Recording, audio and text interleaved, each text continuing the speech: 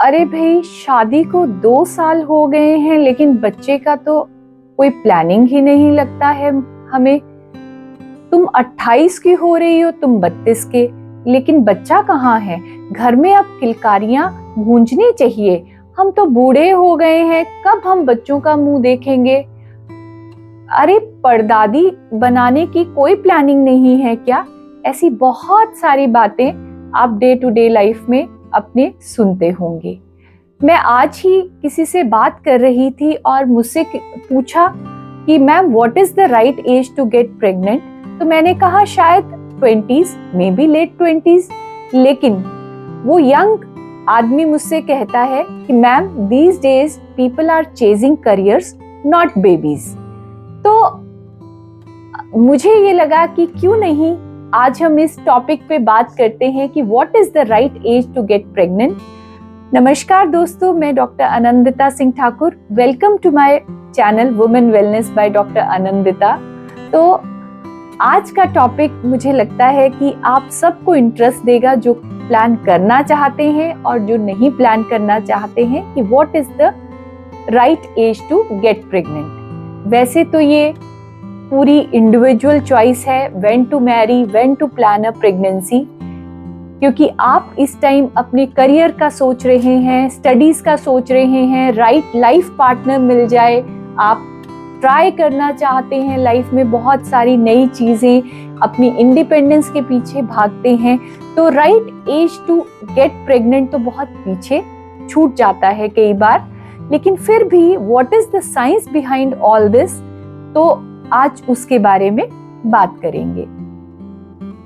अगर मुझसे आप पूछें दोस्तों कि राइट एज प्रेगनेंसी की कब होती है, तो शायद मैं कहूंगी कि बायोलॉजिकली अगर एक फीमेल प्लान करे प्रेगनेंसी तो 20s में, या कह लीजिए कि 25, 26 में भी, early 20s is the right age, because उस टाइम की प्रेगनेंसीज बहुत इजीली कंसीव होती हैं, इजी प्रेगनेंसीज होती हैं और सेफ डिलीवरी होती है, ज्यादातर विदाउट कॉम्प्लिकेशंस। लेकिन आज की भागती दौड़ती जिंदगी में अर्ली 20s में किसी को भी प्लान करना याद नहीं रहता और ना ही वो रखना चाहते हैं ये प्लानिंग में अपनी। तो फीमेल्स के लिए फैक्ट्स क्या कहते हैं, इस पे नजर डालते हैं। सबसे पहला जो फैक्ट है वो है, आपको ये मालूम होना कि there is something called ovarian reserve. और ये ओवेरियन रिजर्व क्या होता है? जब भी एक छोटी बेबी गर्ल पैदा होती है, एट बर्थ उसकी ओवरीज में हमेशा एक फिक्स नंबर ऑफ एग्स होते हैं, और जो कि हर मंथ के साथ और विद एज डिक्रीज होते जाते हैं। एट बर्थ जो एग्स होते हैं वो लगभग 1 मिलियन के करीब होते हैं। तो इन 1 मिलियन को अगर हम 100% एग्स माने, तो बाय प्यूबर्टी, बाय 13 या 14 की एज में जब उसे पीरियड्स आना शुरू होते हैं, तो एग्स का नंबर घटकर 3 से 2.5 से 3 लाख रह जाता है। इसका मतलब कि 20 से 25% एग्स सिर्फ उसकी ओवरी में रह जाते हैं। वहीं 30 की एज तक आते आते इन एग्स की क्वांटिटी जो है वो 1.5 to 1.8 लाख, या कहें तो 10% उन एग्स में से बचते हैं। और 40 की एज तक आते आते तो लगभग 40-45,000 एग्स रह जाते हैं। इसका मतलब ये है कि 1 मिलियन में से सिर्फ 3% एग्स जो हैं वो ओवरी में बचते हैं। तो ये है आपका ओवेरियन रिजर्व, कि कितनी स्पीड से आपकी ओवरीज में एग्स कम होते हैं। और 35 की एज के बाद तो ये डिक्लाइन बहुत स्टीप होता है। तो एवरी मंथ ओवरी जो है वो जब पीरियड्स आना शुरू हो जाते हैं तो 8 से 10 अंडे बनाना शुरू करती है। इसमें से सिर्फ एक एग जो है वो मैक्सिमम या तो 2 एग्स मैच्योर होते हैं और बाकी एग्स जो हैं वो सब डिस्ट्रॉय हो जाते हैं। तो ये रही बात ओवेरियन रिजर्व की। अब बात करते हैं क्वालिटी ऑफ एग की। तो क्वालिटी ऑफ एग भी फीमेल की बॉडी में 35 के बाद जो है वो ड्रास्टिकली कम होती जाती है। रीजन एजिंग भी हो सकता है, रीजन उसका स्ट्रेस भी हो सकता है, आपकी फॉल्टी लाइफस्टाइल भी हो सकता है। पर स्टडीज में ये देखा गया है कि 35 की एज के बाद जो है वो क्वालिटी हमारे जो oocytes होते हैं उनकी पुअर क्वालिटी मानी जाती है। थर्ड पॉइंट है क्रोमोसोमल एंड जेनेटिक प्रॉब्लम्स। जैसे जैसे इंक्रीज एज करती है, प्रेगनेंसी प्लानिंग की फर्स्ट प्लान कर रहे हैं, सेकंड प्लान कर रहे हैं, 35 की एज के बाद डेफिनेटली क्रोमोसोमल प्रॉब्लम्स और जेनेटिक प्रॉब्लम्स महिला के बच्चे में होने की संभावना बढ़ जाती है। फोर्थ इंपॉर्टेंट चीज प्रीमेच्योर मेनोपॉज आजकल, या प्रीमेच्योर ओवेरियन फेलियर, जिसका मतलब है कि आपकी माहवारी अकस्मात ही समय से पहले बंद हो जाती है और 35 इयर्स के बाद पहले ही अगर माहवारी कम होना शुरू हो जाए या एग्स की मात्रा बहुत कम हो जाए तो उसे प्रीमेच्योर ओवेरियन फेलियर का नाम दिया जाता है। ये भी आजकल बहुत आम तौर पे हम देखते हैं। Problems in fallopian tubes and uterus, क्योंकि एज के साथ हमारे शरीर में बहुत सारी दिक्कतें आती हैं तो फैलोपियन ट्यूब्स भी हमारी धीरे धीरे कुछ ना कुछ डिजीज से अफेक्ट होने के चांसेस होते हैं। यूट्रस में भी फाइब्रॉइड्स या फिर एडिनोमायोसिस या एंडोमेट्रियोसिस, ये भी एज के साथ थोड़ा बढ़ जाता है। तो इस तरीके की दिक्कतें भी एज के साथ बढ़ सकती हैं, तो ये भी हमें ध्यान में रखना चाहिए। नंबर 7, मेडिकल कॉम्प्लिकेशंस जैसे कि डायबिटीज, हाइपरटेंशन या थायराइड, ये सब प्रॉब्लम भी हमारे को एज के साथ जो है वो ज्यादा महिलाओं में आने लगती है। इसके अलावा ऑपरेटिव डिलीवरीज या ऑपरेटिव कोई भी कॉम्प्लिकेशंस जो हैं वो भी एज से रिलेटेड होती हैं। जैसे ही जो एल्डरली प्राइमी ग्रेविडा है या एल्डरली ग्रेविडा महिलाएं हैं, उनमें बहुत सारी चांसेस रहते हैं कि वो सिजेरियन डिलीवरीज से डिलीवर करेंगी। तो ये तो रही फीमेल फैक्टर की बात। तो क्या मेल्स का एज के साथ कोई रिलेशन नहीं है या प्रेगनेंसी प्लानिंग में कोई उनका रोल नहीं है?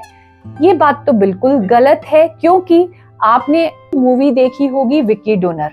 तो विकी डोनर मूवी देख के कुछ तो ये समझ आया होगा कि मेल इनफर्टिलिटी की प्रॉब्लम भी आजकल बहुत बढ़ रही है। यहाँ तक कि इंडियन सिनेरियो में अगर मूवीज बन रही हैं तो इसका मतलब कि definitely problem is going to be there. तो मेल्स में भी ऐसा है कि 35 टू 40 इयर्स की एज के बाद क्वांटिटी और quality of sperm definitely affect होती है। ये पॉल्यूशन के कारण हो सकता है, स्ट्रेस के कारण हो सकता है, रॉन्ग डाइट हो सकती है, स्मोकिंग, ड्रिंकिंग, या कई बार बॉडी बिल्डिंग सप्लीमेंट्स लोग लेते हैं। तो ये सब चीजें ऐसा नहीं कि सिर्फ एग को अफेक्ट करती हैं, ये स्पर्म को भी अफेक्ट करती हैं और क्वालिटी ऑफ स्पर्म भी अफेक्ट होता है। सो ओवरऑल अगर हम बात करें तो there is no such perfect age to conceive, लेकिन एक सेलिब्रिटी कल्चर होने लगा है, एक ट्रेंड है आजकल। जेनेट जैक्सन ने बहुत लेट प्लान किया था, आपकी फराह खान ने बहुत लेट प्लान किया था, या माधुरी दीक्षित ने बहुत लेट प्लान किया था। लोग ऐसा सोचते हैं कि जैसा एक सेलिब्रिटी ट्रेंड है तो हम भी करियर्स और इन सब चीज़ों की तरफ ध्यान दें, तो बाद में ART टेक्निक्स हैं तो डेफिनेटली प्रेगनेंसी तो हो ही जाएगी। लेकिन हमें इसके पीछे की साइंस को समझना बहुत ज़रूरी है, और जो चीज़ आसानी से हो सकती है और इजीली हो सकती है तो क्यों नहीं। और जहाँ तक हम बात करें हमारे टाइम में, जब हम MBBS या PG कर रहे थे तो उस टाइम जैसे पोस्ट ग्रेजुएशन में लोग एंटर करते थे तो प्रेगनेंसी प्लान करना और मैरिज की बात की जाती थी। आज वही कल्चर डिफरेंट हो गया है। लोग कहते हैं कि हम सुपर स्पेशलाइजेशन करेंगे, फिर हम प्रेगनेंसी प्लान करेंगे या लिव इन में रहेंगे, फिर ट्राई करके उसके बाद जो है वो हम मैरिज करेंगे। तो I don't know, this is your personal choice and personal opinion, पर डेफिनेटली फैक्ट सामने लाना मेरी रिस्पॉन्सिबिलिटी है। सो मेरा ये मकसद है इस वीडियो को बनाने का कि आपको ये अवेयरनेस होनी चाहिए अबाउट योर बायोलॉजिकल क्लॉक, और आपको फर्टिलिटी एक्सपर्ट की एक राय लेनी चाहिए अगर आप लेट प्लान करना चाहते हैं। और एक AMH टेस्ट होता है जो बहुत यूजफुल होता है फीमेल्स के लिए, जिससे आपके ओवेरियन रिजर्व का या आपकी ओवरी में कितने एग्स हैं वो आप अपनी फर्टिलिटी एक्सपर्ट की सहायता से आप उसको इंटरप्रेट कर सकते हैं। और अगर और बेहतर इस बारे में कुछ नॉलेज गेन करना हो तो ART टेक्निक्स हैं। एग फ्रीजिंग की फैसिलिटी ART में रहती है। आर्टिफिशियल रिप्रोडक्टिव टेक्निक्स में एग फ्रीजिंग की ऑप्शन रहती है। अगर आप मैरिड हैं तो इवन आप एम्ब्रियोज अपने फ्रीज करके रख सकते हैं, ताकि जो एम्ब्रियो क्वालिटी और जो आपका एज का फैक्टर उस एम्ब्रियो के ऊपर आने वाला है उससे वो दूर हो, उससे वो बेहतर रिजल्ट्स हमें मिल सके। तो इम्पॉर्टेंट ये है कि आप जब भी प्लान करें उसके बारे में पूरा सोच समझ के आप अपनी प्लानिंग करें कि कब कंसीव करना चाहते हैं। और मैं ये होप करती हूँ कि वो लोग जो प्लान करना चाहते हैं उनके लिए भी, और जो नहीं प्लान करना चाहते हैं उनके लिए भी मेरी ये वीडियो इंफॉर्मेटिव रही होगी। अगर आपको ये वीडियो इंफॉर्मेटिव लगे तो आप अपनी फ्रेंड्स और फैमिली में से शेयर करें।